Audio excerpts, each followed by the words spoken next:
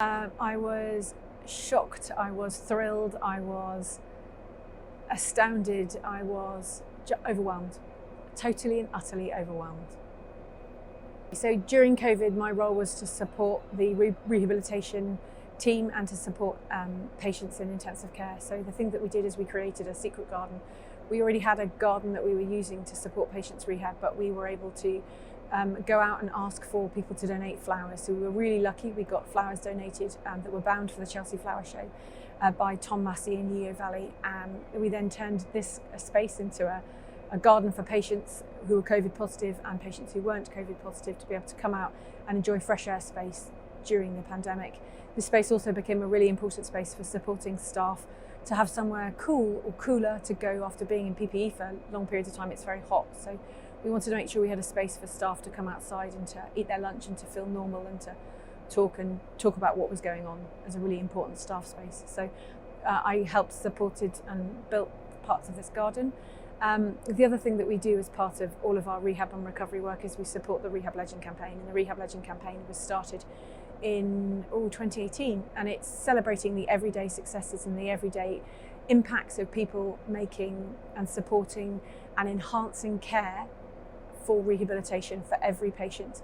So that this campaign has now gone across the UK and has gone global. So that's really, really exciting that we're able to see that a little project that started off in an intensive care at Derriford Hospital has now gone to countries like Nepal and Germany and Spain and France and America to support rehabilitation and rehabilitation of ICU survivors. So that's part of the work that we did during COVID.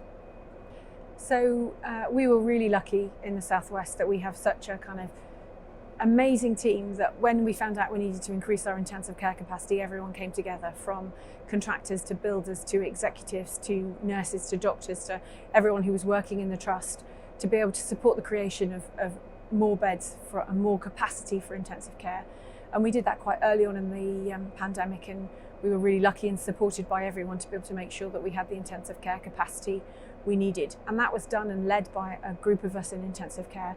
And I mean, it was a remarkable time because we went from knowing 1 week that we needed to build it, and then very, very, very quickly being able to create and have these bed spaces ready to support patients who were unwell. We actually didn't need them, but what it gave us was great experience to be able to increase our capacity as we need to be able to support people in the Southwest. I hope to be able to use this honour to support rehabilitation for every patient, to make it better for every patient, to build fresh air spaces for every patient, because it's not just good enough that we've got one garden.